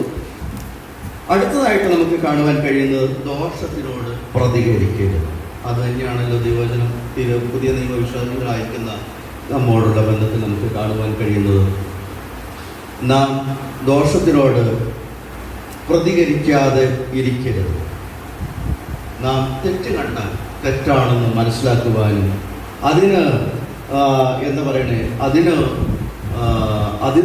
അതിനെതിരെ സംസാരിക്കുവാനായിട്ട് കഴിയേണ്ടത് വളരെ ആവശ്യമാണ്. അനീതി കണ്ടു കഴിഞ്ഞാൽ അത് അനീതിയാണെന്ന് പറയുവാനായിട്ടുള്ള തൻ്റെ ഇടം നമുക്കുണ്ടായിരിക്കണം. അത് വളരെ ആവശ്യമായിട്ട് ഉണ്ട് എന്നുള്ളത് നാം പ്രത്യേകം കൂടിക്കൊള്ളേണ്ട ആവശ്യമുണ്ട്. അതുപോലെ നമുക്ക് മനസ്സിലാക്കുവാൻ കഴിയുന്നത്, ഇത് നമ്മെ ഒരു ദൗത്യബോധമാണ് നമുക്ക് തരുന്നത്. ദൗത്യബോധം എന്താണ്? നമുക്ക് ചിന്തിച്ചതുപോലെ തന്നെ പുറപ്പെടുക എന്നുള്ള കാര്യമാണ്. പുറപ്പെടണമെങ്കിൽ മുമ്പിൽ എന്തുണ്ട്? ഒരു ലക്ഷ്യബോധമുണ്ട്. നാം യാത്ര ചെയ്യുമ്പോൾ മുന്നോട്ട് പോകുമ്പോൾ നമുക്കൊരു ലക്ഷ്യമുണ്ട്. ഇന്ന സ്ഥലത്ത് എത്തിച്ചേരണം. അതിനായിട്ടുള്ള ക്രമീകരണങ്ങളോടുകൂടിയാണ് നാം പോകുന്നത്. അപ്പോൾ ഇവിടെ ഇവർ പറയുമ്പോൾ, പുറപ്പെടുക എന്ന് പറയുമ്പോൾ, ജീവിതത്തിൽ ഒരു ആത്മീക ദിശ അവർക്ക് ദൈവം കൊടുത്തിരിക്കുന്നത് നമുക്ക് കാണുവാനായിട്ട് കഴിയും. മറ്റൊന്ന് നമുക്ക് കാണുവാൻ കഴിയുന്നത്, ഇപ്പോൾ തന്നെ പുറപ്പെടണം. എഴുന്നേറ്റ് പുറപ്പെടുക. ദൈവത്തിൻ്റെ ശബ്ദം കേട്ടിരിക്കുന്നു, നാം എഴുന്നേറ്റ് പുറപ്പെടണം എന്ന് പറയുന്നത് നമ്മുടെ പ്രവൃത്തിയിൽ നാം നിഷ്ക്രിയരാകാതെ അതിനെ വളരെ ജാഗ്രതയോടെ കാണുവാൻ കഴിയേണ്ടതിൻ്റെ ആവശ്യത്തെക്കുറിച്ചാണ് അത് നമ്മെ ഓർപ്പിക്കുന്നത്. അതുകൊണ്ട് നാം ഈ ഭാഗത്ത് നിന്നും നാം ആത്യന്തികമായിട്ട് മനസ്സിലാക്കേണ്ട കാര്യങ്ങൾ, നാം എഴുന്നേൽക്കേണ്ടത് ആത്മീകമായിട്ട് ഉണരുക എന്നുള്ള അറിവോടുകൂടെ ആയിരിക്കണം. പുറപ്പെടുക എന്നുള്ളത് പ്രവർത്തനം ആരംഭിക്കുവാനായിട്ടുള്ള ആ ലക്ഷ്യബോധത്തോടുകൂടെ ആയിരിക്കണം. പോരാടുക എന്നുള്ളത് കൊണ്ട് നാം ഉദ്ദേശിക്കുന്നത് പാപത്തിന് എതിരെ നമുക്ക് പോരാട്ടം ഉള്ളത് നമുക്കറിയാം. അപ്പോൾ പാപത്തിനെതിരെ നാം ജയിക്കുവാനായിട്ട്, അതിനെ കീഴടക്കുവാനായിട്ട് കഴിയേണ്ടത് വളരെ ആവശ്യമാണ്. മാത്രമല്ല, വിശ്വാസത്തിൻ്റെ ഒരു ഉറപ്പ് നമുക്കുണ്ടായിരിക്കേണ്ടത് ആവശ്യമാണ് എന്ന് നമ്മെ ഓർപ്പിക്കുന്നുണ്ട്. അതുപോലെ നമ്മുടെ ജീവിതത്തിലേക്ക് പ്രായോഗികമായിട്ട് നാം അറിയേണ്ടതായിട്ടുള്ള ചില കാര്യങ്ങൾ കൂടെ ഓർപ്പിക്കാം എന്ന് വിചാരിക്കുകയാണ്. അതിൻ്റെ 11-ാം വാക്യം. 11-ാം വാക്യത്തിൽ വായിക്കുന്നത്, നീ എതിരെ നിന്ന നാളിൽ അന്യജാതിക്കാർ അവൻ്റെ സമ്പത്ത് അപഹരിച്ചു കൊണ്ടുപോവുകയും അന്യദേശക്കാർ അവൻ്റെ ഗോപുരങ്ങളിൽ കടന്ന് യെരൂശലേമിന് ചീട്ടിടുകയും ചെയ്ത നാളിൽ തന്നെ നീയും അവരിൽ ഒരുത്തനെ പോലെ ആയിരുന്നു. എന്തായിട്ട് അർത്ഥം? അവിടെ എനിക്ക് ചെയ്യാനായിട്ടുള്ള ഒരു പ്രവൃത്തി ഉണ്ടായിരുന്നു, പക്ഷെ ഞാനത് ചെയ്യുന്നില്ല. ഞാനൊരു കാഴ്ചക്കാരനായിട്ട് നിൽക്കുകയാണ്, കണ്ട് ഒന്ന് രസിക്കുകയാണെന്ന് വേണമെങ്കിൽ പറയാം. ആ നിലയിൽ കാഴ്ചക്കാരനായിട്ട് അവിടെ നിൽക്കുകയാണ്. ദൈവവചനം അത് നമ്മെക്കുറിച്ച് ആഗ്രഹിക്കുന്നില്ല. ഇവിടെ ഏതോവിനെ കുറിച്ച് നാം ചിന്തിക്കുമ്പോൾ അവർ സഹോദരന്മാരുടേതായിട്ടുള്ള പ്രയാസത്തിൽ, അവരുടെ ദുരിതത്തിൽ അത് കണ്ട് നിൽക്കുന്നു. അവർ ഒന്നും ചെയ്യാതെ അവർ അതിന് എതിരായിട്ട് നിൽക്കുന്നു എന്നാണ് നമുക്ക് കാണുവാൻ കഴിയുന്നത്. ഈ വാക്യത്തിൽ അതാണ് കാണുന്നത്, അവർ എതിരെ നിന്ന നാളിൽ എന്ന് നമുക്കവിടെ കാണുവാൻ കഴിയുന്നു. അതുപോലെ അവരെ കുറിച്ച് പറയുന്നത്, നീയും അവരിൽ ഒരുത്തനെ പോലെ ആയിരുന്നു. അപ്പോൾ നോക്കുക, നമ്മുടെ ജീവിതത്തിലേക്ക് നോക്കുക, നാം ചെയ്യേണ്ട കാര്യം ചെയ്യാതിരിക്കുന്നത് തെറ്റാണ്. ചെയ്യേണ്ട കാര്യം ചെയ്യാതിരിക്കുന്നത് തെറ്റാണ്. എന്നാൽ അതിനേക്കാൾ ഉപരി തെറ്റായിട്ടുള്ള മറ്റൊരു കാര്യം, അവരെ പോലെ ഒരുത്തനായി തീരുവാനുള്ള എത്രയോ ദോഷമായിട്ടൊക്കെയുള്ള കാര്യമാണ്. അതുകൊണ്ട് നാം നോക്കി നിൽക്കാതെ അനീതിക്കെതിരെ പോരാടുവാൻ, കഷ്ടങ്ങൾ കണ്ടാൽ നിശബ്ദരാകാതെ നാം ചെയ്യേണ്ട കാര്യം ചെയ്യുവാനായിട്ട് കഴിയേണ്ടത് വളരെ ആവശ്യമാണ്. കഴിഞ്ഞ ക്ലാസ്സിൽ നാം ഓർത്തതാണ് യാക്കോബിന്റെ ലേഖനത്തിലെ ഒരു വാക്യം, നന്മ ചെയ്യുവാൻ അറിഞ്ഞിട്ടും അത് ചെയ്യാതിരിക്കുന്നത് അത് തെറ്റാണെന്നല്ല പറഞ്ഞിരിക്കുന്നത്, പാപമാണ്. വിശ്വാസികൾ പാപം ഉണ്ട്, വിശ്വാസികളിൽ പാപം വരും. അതുകൊണ്ടാണല്ലോ യോഹന്നാന്റെ ലേഖനത്തിൽ നാം വായിക്കുന്ന, കുഞ്ഞുങ്ങളെ പാപം ചെയ്യാതിരിക്കാൻ ഇത് ഞാൻ നിങ്ങൾക്ക് എഴുതുന്നു. പിന്നീട് നമുക്ക് കാണുവാൻ കഴിയുന്ന അതിന്റെ 12-ാം വാക്യത്തിൽ അവിടെ നാം വായിക്കുന്നു, നിന്റെ സഹോദരന്റെ ദിവസം അവന്റെ അനർത്ഥ ദിവസം തന്നെ, നീ കണ്ട് രസിക്കേണ്ടതല്ല. നീ യഹൂദിനെ കുറിച്ച് അവരുടെ അപായ ദിവസത്തിൽ സന്തോഷിക്കേണ്ടതല്ല, അവരുടെ കഷ്ട ദിവസത്തിൽ നീ വമ്പ് പറയേണ്ടതല്ല. ഇവിടെ നോക്കുക, ഇവരുടെ ശോചനീയ അവസ്ഥയിൽ എന്താണ് ചെയ്യുന്നത്? ഈ അല്ല എന്ന് പറയുമ്പോൾ രസിക്കേണ്ടതല്ല, രസിക്കുകയാണ് അവർ ചെയ്യുന്നത്, സന്തോഷിക്കേണ്ടതല്ല, അവർ സന്തോഷിക്കുകയാണ് ചെയ്യുന്നത്. അതാണ് അതിന്റെ അർത്ഥം. ഇവിടെ നാം വായിക്കുന്നു, നാം നോക്കുമ്പോൾ അവരോട് സഹതപിച്ച് സഹാനുഭൂതി ഉള്ളവരായിട്ട് കാര്യങ്ങൾ ചെയ്യേണ്ട സ്ഥാനത്ത് അവർ സന്തോഷത്തോടെ ഇരിക്കുകയാണ്. ദൈവവചനം പറയുന്നു, അതിൽ സന്തോഷിക്കരുത്, മറിച്ച് നാം എന്ത് ചെയ്യണം? കരുണ കാണിക്കുവാനായിട്ട് കഴിയേണ്ടത് വളരെ ആവശ്യമാണ്. സഹോദരന്റെ വീഴ്ചയിൽ അവനോട് സഹാനുഭൂതി ഉണ്ടാകണം, അത് വളരെ ആവശ്യമാണ്. ഇന്ന് വീഴ്ച സംഭവിച്ചാൽ എന്താണ് ആദ്യം നടക്കുന്നത്? അവിടെ ഇവിടെ മാറി നിന്നിട്ട് ഓരോന്ന് പറയും. അതവൻ്റെ കയ്യിലേക്ക് കൊണ്ടാണ്, അവൻ്റേതായിട്ടുള്ള തെറ്റാണ് എന്നൊക്കെ നാം ചിലപ്പോഴെങ്കിലും പറയുവാനായിട്ട് ഇടയാക്കി. മറ്റുള്ളവരുടെ പരാജയത്തിൽ അല്ല, അവരുടെ പുനഃസ്ഥാപനത്തിൽ നാം സന്തോഷിക്കേണ്ടത് വളരെ ആവശ്യമാണ്. ആണല്ലോ നമുക്കറിയാവുന്നത്, മാനസാന്തരപ്പെട്ടു വരുന്ന ഒരാളെ കുറിച്ച്, സ്വർഗം സന്തോഷിക്കുന്ന കാര്യത്തെക്കുറിച്ച് സുവിശേഷം വളരെ വ്യക്തമായിട്ട് പറയുന്നുണ്ട്. അതുകൊണ്ട് നാം ആ കാര്യത്തിൽ വളരെ വ്യക്തത നമുക്ക് ഉണ്ടായിരിക്കേണ്ടത് വളരെ ആവശ്യമാണ്.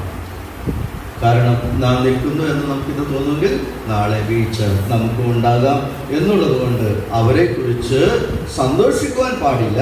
അവരെ ഓർത്ത് പ്രാർത്ഥിക്കുക, അവരുടെ പുനഃസ്ഥാപനത്തിന് വേണ്ടിയിട്ടുള്ള ആലോചനകൾ പറഞ്ഞു കൊടുക്കുക, അവരെ ധൈര്യപ്പെടുത്തുക.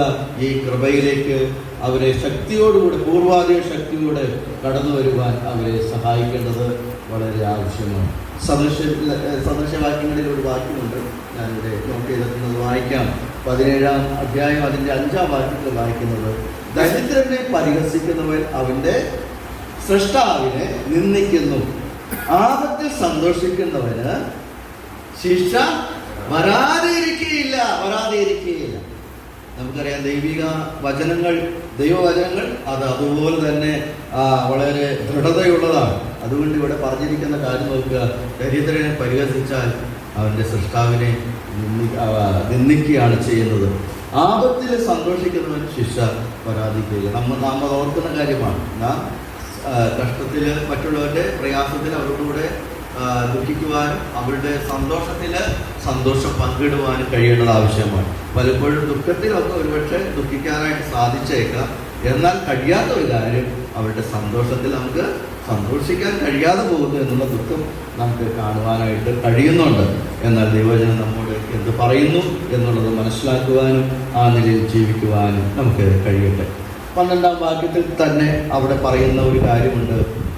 എന്താണ് അതിൻ്റെ അവസാന ഭാഗം? അവരുടെ കഷ്ട ദിവസത്തിൽ നീ വമ്പ് പറയേണ്ടത് അല്ല. ഇവിടെ എന്താണ് ഉദ്ദേശിക്കുന്നത്? ഈ ഏദോമിനെ കുറിച്ച് അവർ അഹങ്കാരികളാണ് എന്നാണ് ഈ പുസ്തകം നമ്മെ പഠിപ്പിക്കുന്നത്. അവർ അഹങ്കാരികൾ, വമ്പാണ് അവർ പറയുന്നത്. ഞാൻ എന്തോ ആണ്, അത് അവരുടെ കുറവാണ് എന്നുള്ള ചിന്താഗതി അവർ പഠിക്കുന്നു. പക്ഷേ അത് ദൈവമക്കൾക്ക് അനുകരണീയമായിട്ടുള്ള കാര്യമാണ്. പരിഹാസം, അപമാനം, ഗർഭം ഉളവാക്കുന്ന വാക്കുകൾ, ഇതെല്ലാം ഒഴിവാക്കിയിട്ട് മറ്റുള്ളവരെ നമ്മുടെ വാക്കുകൾ കൊണ്ട് എന്ത് ചെയ്യണം? ബലപ്പെടുത്തണം. ഒരു വാക്കുണ്ടല്ലോ, മറ്റുള്ളവരെ താങ്ങേണ്ടതിന് എനിക്ക് യശയാപ്രവചനത്തിന്റെ വാക്ക്, ശിഷ്യന്മാരുടെ നാവ്. ശിഷ്യൻ എന്താണ് നാവ്? ശിഷ്യൻ യജമാനൻ പറയുന്നത് അത് ചെയ്യുവാനായിട്ട് ശ്രദ്ധാലുവായിട്ട് ജീവിക്കുന്ന ഒരുവനാണ് ശിഷ്യൻ. അങ്ങനെയുള്ള ആ ശിഷ്യന്റെ നാവ് നമുക്കുണ്ടായിരിക്കണം എന്നുള്ളതാണ് ദൈവവചനം നമ്മോട് അനുശാസിക്കുന്നത്. 1 ശമൂവേൽ 2-ാം അധ്യായം 3-ാം വാക്യത്തിലെ ഒരു വാക്യമുണ്ട്, ഞാൻ വായിച്ചു കേൾപ്പിക്കാം. അവിടെ വായിക്കുന്ന പ്രകാരമാണ്: ഡംഭിച്ച് ഇനി സംസാരിക്കരുത്, നിങ്ങളുടെ വായിൽ നിന്ന് അഹങ്കാരം പുറപ്പെടരുത്. യഹോവ ജ്ഞാനമുള്ള ദൈവം, അവൻ പ്രവൃത്തികളെ തൂക്കുന്നു. പ്രിയമുള്ളവരെ, ഒരു മാറ്റമില്ല കേട്ടോ. ദൈവത്തിന്റെ വചന ഡംഭിച്ച് സംസാരിക്കരുത്. നിങ്ങളുടെ വായിൽ നിന്ന് അഹങ്കാരം പുറപ്പെടരുത്. ഇതൊക്കെ സാധ്യതയുള്ള കാര്യമാണ്. അതുകൊണ്ടാണ് ദൈവാത്മാവ് രേഖപ്പെടുത്തിയിരിക്കുന്നത്. യഹോവ ജ്ഞാനമുള്ള ദൈവമാണ്, അവൻ സകലത്തെയും അറിയുന്ന ദൈവമാണ്. അവൻ നിന്റെ പ്രവൃത്തിയെല്ലാം തൂക്കി നോക്കും. യെഹെസ്കേലിന്റെ പ്രവചനത്തിൽ ഇപ്രകാരം ഒരു വാക്യമുണ്ട്: ഞാൻ നിന്നോട് കാര്യം തീർക്കുന്ന നാളിൽ നിന്റെ കരങ്ങൾ ബലപ്പെട്ടിരിക്കുമോ? നീ ചിന്തിക്കുക, നാം ഓരോരുത്തരും ചിന്തിക്കുക. ദൈവമുള്ളവരെ, അത് വസ്തുനിഷ്ഠമായിട്ട് മനസ്സിലാക്കുവാനായിട്ട് കഴിയേണ്ട ഒരു കാര്യം. മറ്റൊരു കാര്യം, തടയാതെ സഹായിക്കുക. ഒരുവനൊരു സഹായം ആവശ്യമാണ്. ഒരാളുടെ ഒരു സഹായം ആവശ്യമാണ്. അപ്പോൾ ആ സഹായം അവന് ലഭ്യമാകുന്നത് അത് തടയാതെ അവനെ സഹായിക്കും. 14-ാം വാക്യത്തിൽ നമുക്ക് കാണാം. അവിടെ എന്താണ് വായിക്കുന്നത്? അവന്റെ പാലായുധന്മാരെ ഛേദിച്ചു കളവാൻ നീ വഴുത്തലയ്ക്കൽ നിൽക്കേണ്ടതല്ല. കഷ്ട ദിവസത്തിൽ അവന് ശേഷിച്ചവരെ നീ ഏൽപ്പിച്ച് കൊടുക്കേണ്ടതല്ല. വാസ്തവത്തിൽ ഇവർ എന്ത് ചെയ്യേണ്ടവരാ? ഇവര് സഹോദരന്മാരാണ്. ഈ സഹോദരനെ സഹായിക്കേണ്ട സ്ഥാനത്ത് പകരം എന്ത് ചെയ്യണം? അവർ വഴിത്തലയ്ക്ക് നിൽക്കുകയാണ്, അവർക്കെതിരായിട്ട് നിൽക്കുകയാണ്, അവരെ ഛേദിച്ചു കളയുവാൻ നിൽക്കുകയാണ്, മറ്റു ശത്രുക്കൾക്ക് ഏൽപ്പിച്ചു കൊടുക്കുവാനായിട്ട് അവർ പ്രേരിതരായിട്ട് തീർന്നിരിക്കുക. പ്രിയമുള്ളവരെ, നമ്മുടെ സഹജീവികൾക്കൊരു നന്മ ആവശ്യമെങ്കിൽ വരേണ്ടത് ആവശ്യമെന്ന് മനസ്സിൽ വന്നാൽ നാം അത് ചെയ്യുവാൻ എത്രയോ ബാധ്യസ്ഥരാണ്. കഴിഞ്ഞ ദിവസങ്ങളിൽ ഇവിടെ വെള്ളിയാഴ്ച തോറുമുള്ള കൂടി വരവിൽ ലൂക്കോസിന്റെ സുവിശേഷത്തിലെ ചിന്തകളാണ് നാം കേട്ടുകൊണ്ടിരിക്കുന്നത്. ഞാൻ ആദ്യം വന്ന ആഴ്ചയിൽ വായിച്ചത് 7-ാം അധ്യായം. അവിടെ ഒരു ശതാധിപന്റെ മരിപ്പാറായ ഒരു ദാസനെ കുറിച്ച് കഴിഞ്ഞ സൺഡേയിൽ നാം പ്രിയ പാടലിൽ നിന്ന് ആ ചിന്തകൾ കേട്ടതാണ്. എന്താണ് അവനെക്കുറിച്ച്, ശതാധിപനെ കുറിച്ച് പറയുന്ന ഒരു കാര്യമുണ്ട്. ശതാധിപൻ ഈ വിഷയം യഹൂദന്മാരുടെ മൂപ്പന്മാരെ അയച്ച് കർത്താവിനോട് പറയാൻ പറഞ്ഞു. എന്നപ്പോൾ യഹൂദന്മാരുടെ മൂപ്പന്മാർ പറയുന്ന ഒരു കാര്യമുണ്ട്. അവന് ഈ സഹായം ലഭിക്കുവാൻ അവൻ എന്താണ്? യോഗ്യനാണ്. പ്രിയമുള്ളവരെ, നാം പലപ്പോഴും പറയാറുണ്ടല്ലോ, ഉപദ്രവം ചെയ്തില്ലെങ്കിലും ഉപകാരം ചെയ്തില്ലെങ്കിലും ഉപദ്രവിക്കരുത്. അതാണ് എത്രയോ അനുഗ്രഹീതമായിട്ടോ ഒരു കാര്യമാണത്. നമ്മുടെ ജീവിതത്തിൽ നാം എല്ലാവർക്കും നന്മ ചെയ്യുന്നവർ, നമ്മുടെ കർത്താവ് നന്മ ചെയ്ത കർത്താവ്. നന്മ ചെയ്തുകൊണ്ട് അവൻ നാടെങ്കിൽ സഞ്ചരിച്ചു. അത് കർത്താവ് നന്മ ചെയ്തപ്പോൾ ഇന്ന കൂട്ടർക്കേ ചെയ്യുള്ളൂ, ഇന്ന ആളുകൾക്ക് എന്നുള്ളൊരു വേർതിരിവ് അവിടെ ഉണ്ടായിരുന്നില്ല. കർത്താവ് അതാണ് നമുക്ക് കാണിച്ചു തന്ന മാതൃകാ പാഠം. ശതാധിപനോടുള്ള ബന്ധത്തിൽ ശതാധിപനോടുള്ള യഹൂദന്മാരുടെ മൂപ്പന്മാർ ചെന്ന് സാക്ഷ്യം പറയണം. അവൻ നമുക്കൊരു പള്ളി തീർത്ത് തന്നിട്ടുണ്ട്, അവൻ നല്ല മനുഷ്യനാണ്, ആ മനുഷ്യന്റെ സദാദാസന് ഈ സഹായം ലഭിക്കുവാൻ അവൻ യോഗ്യനാണ്. അതാണ് ആത്യന്തികമായിട്ട് പറഞ്ഞത്.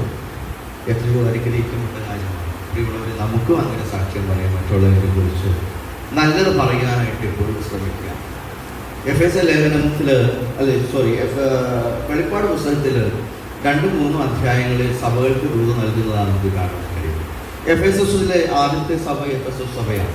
എഫെസസ് സഭയെ കുറിച്ച് പറയുമ്പോൾ ദൈവത്തിൻ്റെ ആത്മ പറയുകയാണ്, അവരുടെ നല്ല ഗുണങ്ങളാണ് ആദ്യം പറഞ്ഞത് നല്ല ഗുണങ്ങളാണ്. അവസാനം വന്നിട്ട് പറയുകയാണ്, എങ്കിലും ഒരു കൂട്ടർ നിന്നെ കുറിച്ച് പറവാനുണ്ട് എന്ന് പറഞ്ഞിട്ട് ആ കുറവാണ് അവിടെ പറയുന്നത് നമുക്ക് കാണും. ഒരു മാതൃകാപരമായിട്ടുള്ള കാര്യമാണ് നമ്മുടെ ജീവിതത്തിൽ.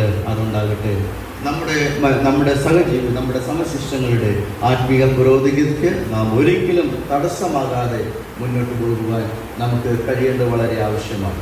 മാത്രമല്ല, സദൃശവാക്യങ്ങൾ 3-ാം അധ്യായം 27-ാം വാക്യത്തിൽ ഇപ്രകാരം വായിക്കുന്നു, നന്മ ചെയ്യുവാൻ നിനക്ക് പ്രാപ്തിയുള്ളപ്പോൾ അതിന് യോഗ്യന്മാരായിരിക്കുന്നവർക്ക് ചെയ്യാനായിരിക്കുന്നു.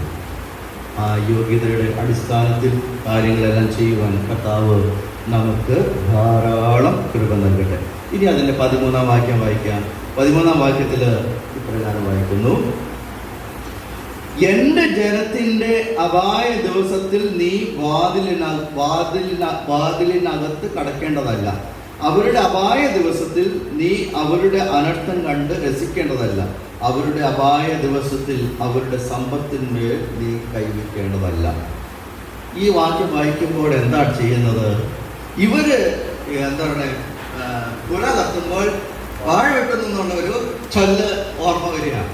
ഇവിടെ വളരെ പ്രശ്നത്തിലിരിക്കുകയാണ്. എന്താണ്? എന്നിട്ട് ഇവരെന്താ ചെയ്യുന്നത്? അവരുടെ അപായ ദിവസത്തിൽ അവരുടെ വാതിലിനകത്തേക്ക് കടക്കുന്നു, അവരുടെ അനർത്ഥം കണ്ട് രസിക്കുന്നു, അവരുടെ ആ അപായ ദിവസത്തിൽ അവരുടെ സമ്പത്തിന്മേൽ കൈവയ്ക്കുകയാണ്. ഇവർക്ക് അർഹതപ്പെട്ടതല്ല. ഇവരവരെ എന്തായിരുന്നു നമുക്ക് മനസ്സിലാക്കുന്നത്? അവരവരോട് ദോഷമായിട്ട് പ്രവർത്തിക്കുക.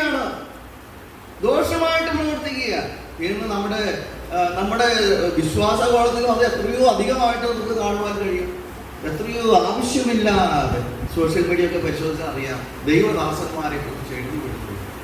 ചിലപ്പോൾ എന്തെങ്കിലും ഉണ്ടായിരിക്കും, പക്ഷെ അവർ ചെയ്യുന്ന കാര്യം തേജോവധമല്ല ചെയ്യുന്നത്.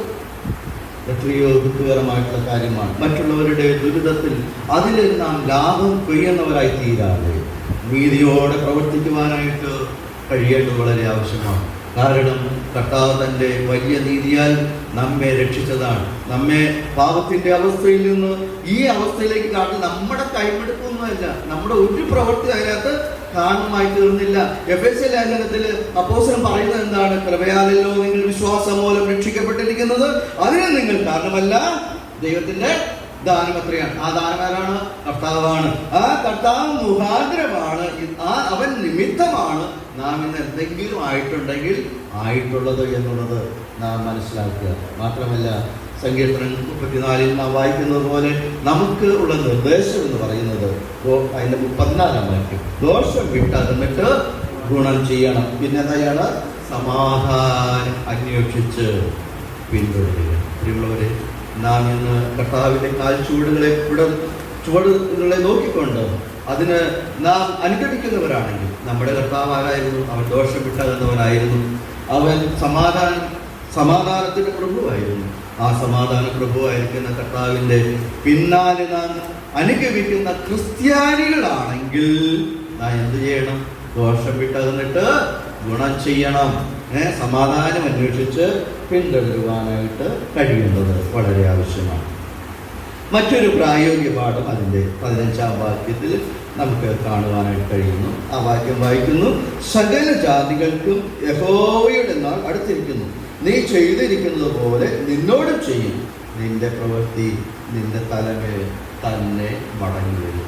ദൈവശബ്ദമാണ് പറയുന്നത് കേട്ടോ. പ്രവാചകന് ആദ്യം എന്താണ് പ്രവാചകൻ പറഞ്ഞു കൊടുക്കുമ്പോൾ എങ്ങനെയാ പറഞ്ഞത്? യഹോവയായ കർത്താവ് ഏദോമിനെ കുറിച്ച് ഇപ്രകാരം അരുളി ചെയ്തു എന്ന് പറഞ്ഞ് ഓബദ്യാവിന് ലഭിച്ച ദർശനമാണ്. ഇവിടെ പറയുകയാണ്, നീ ജാഗ്രതയോടെ ജീവിക്കണം. കാരണം എന്താണ്? നിന്റെ പ്രവൃത്തി നിന്നെ പിന്തുടരുന്നു. നീ ചെയ്യുന്നതുപോലെ തന്നെ നിനക്ക് വന്നു ഭവിക്കുവാനായിട്ട് ഉള്ള സാധ്യത കിടക്കുകയാണ്. ഒരു തിരിച്ചടി. പ്രിയമുള്ളവരെ, നമ്മുടെ ഗൗരവത്തോടുകൂടി നമ്മുടെ പ്രായോഗിക ജീവിതത്തിൽ ഇങ്ങനെയുള്ള കാര്യങ്ങൾ നാം ചെയ്തതിനനുസാരമായിട്ടുള്ള ഒരു റിവാർഡ് നമ്മുടെ ജീവിതത്തിലേക്ക് ഉണ്ടാകും എന്നുള്ളത് നാം വളരെ വ്യക്തതയോടെ മനസ്സിലാക്കേണ്ടത് ആവശ്യമാണ്. അതുകൊണ്ട് നമുക്ക് എന്താണ് ആവശ്യമുള്ളത്? ദൈവഭയത്തിലും ഭക്തിയോടുകൂടെ ജീവിതം നയിക്കുവാനായിട്ട് കഴിയേണ്ടത് വളരെ ആവശ്യമാണ്. എബ്രായ ലേഖനത്തിൽ നാം വായിക്കുന്നുണ്ട്, ആകയാൽ എളുകാത്ത രാജ്യം പ്രാപിക്കുന്നുകൊണ്ട് നാം ഭയത്തോടും ഭക്തിയോടും കൂടെ എന്ത് ചെയ്യണം? എന്താ ചെയ്യേണ്ടത്? ദൈവസേവ ചെയ്യണം. പ്രിയമുള്ളവരെ, അതാണ് നമ്മെക്കുറിച്ച് ആത്യന്തികമായിട്ട് കർത്താവ് നമ്മെ ആഗ്രഹിക്കുന്നത്. അതാ സേവ ചെയ്തു കഴിഞ്ഞാലുണ്ടല്ലോ നമ്മുടെ ജീവിതത്തിലെ എല്ലാ ഈ കാര്യങ്ങളെല്ലാം അതുകൊണ്ട് പോകും. നമുക്ക് ഈ കാര്യങ്ങൾ എന്താണ് നമ്മുടെ ജീവിതത്തിൽ ഇങ്ങനെയുള്ള പാപങ്ങളിലേക്ക് കടന്നു പോകാൻ കാരണം എന്നറിയാമോ? നമ്മൾ ഇങ്ങനെ ഇരുന്ന് ഓരോന്ന്, ഞങ്ങൾ സാധാരണ പറയും ഓർത്തഡോക്സ് ചിന്താഗതി എന്ന് പറയും, ഓർത്തഡോക്സ് ഓരോന്ന് ചിന്തിക്കും. അപ്പോൾ ചിലതായിട്ടുള്ള നെഗറ്റീവായിട്ടുള്ള കാര്യങ്ങളൊക്കെ നമ്മുടെ ജീവിതത്തിൽ കടന്നു വരും. അത് മനുഷ്യ സഹജമാണ്. അങ്ങനെയുള്ള ചിന്തകൾ വരുമ്പോൾ നാം ചെയ്യേണ്ടത് എന്താണ്? ദൈവവചനത്തിലേക്ക് തിരിയാം. പ്രിയമുള്ളവരെ, നമുക്കും വചനത്തിലേക്ക് തിരിയാം. ആ തിരിവുണ്ടെങ്കിൽ നമുക്ക് ആവശ്യമായിട്ടുള്ള അന്യചിന്തകൾ കാര്യങ്ങളൊക്കെ നമ്മിൽ നിന്ന് അകന്നവരായിട്ട് നമുക്ക് ജീവിക്കുവാനായിട്ട് കഴിയും. ഗലാത്യ ലേഖനം 6-ാം അധ്യായം 7-ാം വാക്യത്തിൽ വായിക്കുന്നുണ്ടല്ലോ, വഞ്ചനപ്പെടാതിരിക്കും, ദൈവത്തെ പരിഹസിച്ചുകൂടാ, മനുഷ്യൻ വിതയ്ക്ക് തന്നെ കൊയ്യും. വിതയെ കൊയ്ത്തു എന്നുള്ളത് ഈ പുസ്തകത്തിലെ ഒരു പ്രധാന വിഷയമാണ്. അതുകൊണ്ട് മനുഷ്യൻ വിതയ്ക്കുന്നത് തന്നെ കൊയ്യും എന്നുള്ളതായിട്ടുള്ള കാര്യം മനസ്സിലാക്കണം. നാം എന്താണ് വിതയ്ക്കുന്നത് അതിൻ്റെ 10 മടങ്ങായിട്ട്, അല്ലെങ്കിൽ നാം മടങ്ങുകളുടെ കണക്കാണല്ലോ, 30 മേനി, 60 മേനി, 60 മേനി എന്നൊക്കെ, 100 മേനി എന്നൊക്കെയാണ് പറയും. അപ്പോൾ നമുക്ക് അങ്ങനെ മടങ്ങുകളായിട്ട് നമ്മുടെ ജീവിതത്തിലേക്ക് തിരിച്ചടി ഉണ്ടാകും. നല്ലത് ചെയ്താൽ നല്ലതായിട്ടുള്ള കാര്യത്തെ നമുക്ക് പിടിച്ചുകൊള്ളുവാനായിട്ട് സാധിക്കും. തിന്മ ചെയ്താൽ തിന്മ പ്രാപിക്കുവാനായിട്ട് ഇടവരും. അങ്ങനെ ഇടവരരുത്. കർത്താവിനെ സഹായിക്കട്ടെ. എൻ്റെ 17-ാം വാക്യം വായിക്കാം. 17-ാം വാക്യത്തിൽ വായിക്കുന്നത്, എന്നാൽ സിയോൻ പർവ്വതത്തിൽ ഒരു രക്ഷിത ഗണം ഉണ്ടാകും, അത് വിശുദ്ധമായിരിക്കും. യാക്കോബ് ഗൃഹം തങ്ങളുടെ അവകാശങ്ങളെ കൈവശമാക്കും. ഇവിടെ രക്ഷയുടെ പർവ്വതത്തിലേക്ക് കടന്നു ചെല്ലുന്ന ഒരവസ്ഥയാണ് ഇവിടെ കാണുന്നത്. ഒന്നുകൂടെ പറഞ്ഞു കഴിഞ്ഞാൽ, ദൈവത്തിൻ്റെ അടുക്കലേക്ക് പോകേണ്ട ഒരു കാര്യത്തെയാണ് നമുക്ക് കാണുവാൻ കഴിയും. അവിടെ മാത്രമാണ് നമുക്ക് സഹായമുള്ളത്. സങ്കീർത്തനക്കാരൻ പറയുന്നത് 121-ാം സങ്കീർത്തനത്തിൽ പറയുന്നത് വളരെ വലിയതാണ്. ഞാൻ എൻ്റെ കണ്ണ് പർവ്വതങ്ങളിലേക്ക് ഉയർത്തുന്നു, എൻ്റെ സഹായം എവിടെ നിന്ന് വരും? എൻ്റെ സഹായം ആകാശവും ഭൂമിയും ഉണ്ടാക്കിയ യഹോവയിലേക്കാണ്. അതുകൊണ്ട് നാം ദൈവത്തിലേക്ക് കടന്നു ചെല്ലുമ്പോൾ നമുക്കൊരു കാര്യം അറിയാം, നാം ദൈവസന്നിധിയിലേക്ക് ചെന്ന് വരുമ്പോൾ വളരെ ഭയഭക്തിയോടെയായിരിക്കും കടന്നു പോകുന്നത്. നമ്മുടെ ജീവിതത്തിൽ ക്രമീകരിക്കേണ്ട പല കാര്യങ്ങൾ ക്രമീകരിച്ചിട്ടായിരിക്കും കടന്നു പോകുന്നത്. അങ്ങനെയുള്ള ഒരു അവസ്ഥയിലേക്ക് നാം മാറ്റപ്പെടും, നാം സുരക്ഷിതരായി തീരും എന്നുള്ളത് നമുക്ക് മനസ്സിലാക്കുവാൻ കഴിയും. യാക്കോബിന്റെ ലേഖനം 4-ാം അധ്യായം 8-ാം വാക്യത്തിൽ നാം വായിക്കുന്നു, ദൈവത്തോട് അടുത്ത് ചെല്ലുക, എന്നാൽ എന്തുണ്ടാകും? അവൻ നിങ്ങളോട് അടുത്തു വരും. പാപികളെ, കൈകളെ വെളിപ്പാക്കുവേ, ഇരുമനസ്സുള്ളവരെ, ഹൃദയങ്ങളെ ശുദ്ധീകരിക്കുക. പ്രിയമുള്ളവരെ, നമ്മുടെയൊക്കെ ജീവിതത്തിലൂടെ പറഞ്ഞിരിക്കുന്ന കാര്യങ്ങളൊക്കെ ഉണ്ടല്ലോ. അതുകൊണ്ട് നാം ദൈവത്തോട് എപ്പോഴും അടുത്തിരിക്കുന്നവരായിട്ട് തീരുവാൻ കർത്താവ് നമ്മെ സഹായിക്കട്ടെ. സങ്കീർത്തനങ്ങൾ 73-ലാണ് തോന്നുന്നു. അവിടെ സങ്കീർത്തനക്കാരൻ പറയുന്നത്, എന്നാൽ ദൈവത്തോട് അടുത്തിരിക്കുന്നത് എനിക്ക് നല്ലത്. ഇവിടെ നല്ലതായ കാര്യങ്ങളെ പിടിക്കുവാനായിട്ട് കർത്താവ് നമ്മെ സഹായിക്കട്ടെ. ഇതിൻ്റെ 21-ാം വാക്യം വായിക്കാം. 21-ാം വാക്യത്തിൽ വായിക്കുന്നത്, യേശാവിൻ്റെ പർവ്വതത്തെ ന്യായം വിധിക്കേണ്ടതിന് രക്ഷകന്മാർ സിയോൻ പർവ്വതത്തിൽ കയറി ചെല്ലും, രാജ്യത്വം യഹോവയ്ക്കാണ്. രാജ്യം യഹോവയുടേതായിരിക്കും. പ്രിയമുള്ളവരെ, എന്തൊക്കെ സംഭവിച്ചാലും ഒടുവിൽ വിജയം ദൈവത്തിനാണ്. അതുകൊണ്ട് നാം ദൈവപക്ഷത്ത് നിൽക്കുവാനായിട്ട് കഴിയേണ്ടത് ആവശ്യമാണ്. ദൈവത്തിൻ്റെ പരിശുദ്ധാത്മാവിൻ്റെ നിയന്ത്രണത്തിൽ ജീവിക്കുവാനായിട്ട് കഴിയേണ്ടത് വളരെ ആവശ്യമാണ്. ഈ വചനത്തിലെ സത്യങ്ങളെ മുറുകെ പിടിക്കുവാൻ കഴിയേണ്ടത് ആവശ്യമാണ്. ഈ വചനത്തിലെ സത്യങ്ങളെ അനുസരിച്ച് ജീവിക്കുവാനായിട്ട് കഴിയേണ്ടത് വളരെ ആവശ്യമാണ്. അങ്ങനെയെങ്കിൽ ആ വിജയകരമായ അവസ്ഥയിലേക്ക് നമുക്ക് ആ വിജയധ്വനി മുഴുക്കിക്കൊണ്ട് മുന്നോട്ട് പോകുവാനായിട്ട് സാധിക്കും എന്നുള്ളതിന് നമുക്ക് അത് മനസ്സിലാക്കുവാൻ കഴിയും. ഇവിടെ പറയുമ്പോൾ രാജ്യത്വം യഹോവയ്ക്കാകും എന്ന് പറയുകയാണ്. സക്രിയാവിൻ്റെ പുസ്തകം 14-ാം അധ്യായം 9-ാം വാക്യത്തിൽ പ്രകാരം വായിക്കുന്നു, യഹോവ സർവ്വഭൂമിക്കും രാജാവാകും. അന്നാളിൽ യഹോവ ഏകനും അവൻ്റെ നാമം ഏകവും ആയിരിക്കും എന്ന് പറയുകയാണ്. അതുകൊണ്ട് ഈ ഏക സത്യ ദൈവം അവനിൽ തന്നെ നമ്മുടെ ആശ്രയമായിരിക്കുവാനും ആ നിലയിൽ നമ്മുടെ ജീവിതം വിജയകരമായ അവസ്ഥയിലേക്ക് കൊണ്ടുപോകുവാനും കഴിയേണ്ടത് വളരെ ആവശ്യമാണ്. മറ്റൊരു കാര്യം നമുക്ക് ഓർക്കുവാനായിട്ട് കഴിയുന്നത് സഹോദര ബന്ധത്തെ സംരക്ഷിക്കേണ്ട കാര്യമാണ്. ഏതോ ചെയ്തത് അവർ വഞ്ചനയായിരുന്നു, സഹോദര വഞ്ചനയായിരുന്നു. എന്നാൽ നാം സഹോദരങ്ങളെ സംരക്ഷിക്കുവാൻ നമ്മുടെ പക്കൽ എന്താ പറയുക, കടമ. ഉൽപ്പത്തി പുസ്തകത്തിൽ കയീൻ ഹാബേലിനെ കൊന്നു. ദൈവം ചോദിച്ചു കയീനെ, ഹാബേൽ നിന്റെ അജനായ ഹാബേൽ എവിടെ? കയീൻ എന്താ പറഞ്ഞത്? ഞാൻ എൻ്റെ അജനൻ്റെ കാവൽക്കാരൻ. ആ ചോദ്യത്തിൽ തന്നെ ഉത്തരമുണ്ട്. നാം നമ്മുടെ സഹോദരൻ്റെ കാവൽക്കാരാണ്, നാം ഈ ദേശത്തിൻ്റെ കാവൽക്കാരാണ്, ഈ രാജ്യത്തിൻ്റെ കാവൽക്കാരാണ്. നമ്മിൽ അനവധിയായിട്ടുള്ള ഉത്തരവാദിത്തങ്ങളെ തിരിച്ചറിഞ്ഞ് നാം ജീവിക്കണം. നമ്മുടെ ബന്ധങ്ങളെ വിലമതിക്കുവാനും ബന്ധങ്ങളെ നിലനിർത്തി മുന്നോട്ട് പോകുവാനും കഴിയേണ്ടത് വളരെ ആവശ്യമാണ്. മറ്റൊരു കാര്യം ഇതിൻ്റെ 3-ാം വാക്യത്തിൽ നാം വായിക്കുന്നുണ്ട്. ഇവരുടെ അഹങ്കാരത്തെക്കുറിച്ച് അവിടെ പറയുന്നുണ്ട്. അവർ അഹങ്കാരം ഉപേക്ഷിക്കേണ്ടതിൻ്റെ ആവശ്യത്തെക്കുറിച്ചാണ് നമ്മെ അത് ഓർപ്പിക്കുന്നത്. അവർ പറയുന്നത്, ഞാനിങ്ങനെ എവിടെയാണ് പാർക്കുന്നത്? അവർ പറയുന്നത് പാറപ്പിളർപ്പുകളിൽ പാർക്കുന്നു, ഉന്നതവാസമുള്ളവരാണ്. എന്നെ ആരാണ് തോൽപ്പിക്കുന്നത്? ആരാണ് എന്നെ തള്ളിയിടുന്നത്? നിങ്ങൾ വൈകിട്ട് വന്നു, ആരാണ് എന്നെ ജയിക്കുന്നത് എന്നവർ പറയുന്നു. എന്നാൽ അവരുടെ അഹങ്കാരം അവരുടെ ചതിച്ചിരിക്കുന്നു എന്ന കാര്യമാണ് നമുക്ക് കാണുവാനായി കഴിയുന്നത്. പ്രിയമുള്ളവരെ, ഉയർച്ചയ്ക്ക് നമുക്ക് താഴ്മ വളരെ ആവശ്യമാണ്. ദൈവം നിങ്ങളിലോട് എതിർത്ത് നിൽക്കുന്നു. താഴ്മകളൊക്കെ കൃപ നൽകുന്നു. രക്ഷയുടെ അനുഭവത്തിലേക്ക് കടന്നു വന്നപ്പോൾ നമുക്കെന്താ ലഭിച്ചത്? പാപത്തിൻ്റെ ശമ്പളം മരണമാണ്. എന്നാൽ ദൈവത്തിൻ്റെ കൃപാവരം നിത്യജീവൻ എന്നുള്ള കാര്യമാണ് നമുക്ക് കാണുവാൻ കഴിയുന്നത്. അതുകൊണ്ട് നാം നമ്മുടെ ക്രിസ്തീയ ജീവിതം, നാം ദൈവത്തിൻ്റെ വചനം നമ്മോട് എന്ത് കൽപ്പിക്കുന്നു അതിനോട് കൂറ് പുലർത്തി ജീവിക്കുവാനായിട്ട് കഴിയും. ആത്യന്തികമായിട്ട് ഒന്നുകൂടെ പറയട്ടെ, നോക്കുകുത്തികളായിട്ട് നിൽക്കാതെ, കാഴ്ചക്കാരായിട്ട് തീരാതെ പ്രവർത്തനക്ഷമരായിട്ട് തീരേണ്ടത് ആവശ്യമാണ്. മറ്റുള്ളവരുടെ കഷ്ടങ്ങളിലും പ്രയാസങ്ങളിലും സന്തോഷിക്കാതെ നാം കരുണ കാണിക്കുന്നത്. കാരണം നമ്മുടെ കർത്താവ് കരുണയുള്ള ദൈവമാണ്. അതുപോലെ ഒരാൾക്ക് സഹായം ആവശ്യമുണ്ടെങ്കിൽ അതിനെ തടഞ്ഞു നിർത്തുന്ന ആളുകളായിട്ട് നാം തീരാൻ പാടില്ല. അവർക്ക് വേണ്ടത് ചെയ്യുവാനായിട്ട് കഴിയും. അതുപോലെ അഹങ്കാരികളാകാതെ വിനയമായിട്ട് നാം ജീവിക്കണം. കാരണം നമ്മുടെ കർത്താവ് സൗമ്യതയും താഴ്മയുമുള്ളവനാണ്. അവൻ പറഞ്ഞത്, എൻ്റെ മുഖം ഏറ്റുകൊണ്ട് എൻ്റെ പഠിക്കുകയാണ്. അതുകൊണ്ട് നമ്മൾ കർത്താവിനോട് പഠിക്കുന്നവരാണെങ്കിൽ കർത്താവിലുള്ള ഈ വിധമായ ഗുണങ്ങൾ നമ്മുടെ ജീവിതത്തിലേക്ക് ഉണ്ടായിരിക്കേണ്ടത് വളരെ ആവശ്യമാണ്. അതുപോലെ മറ്റുള്ളവരെ ദ്വേഷിക്കാൻ അവരോട് നീതി പുലർത്തുക കഴിയേണ്ടത് വളരെ ആവശ്യമാണ്. കർത്താവ് നമ്മെ സഹായിക്കട്ടെ.